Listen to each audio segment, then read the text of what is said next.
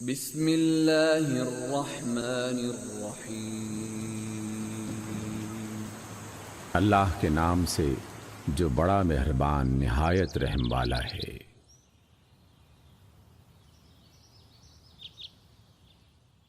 سورۃ الماعون۔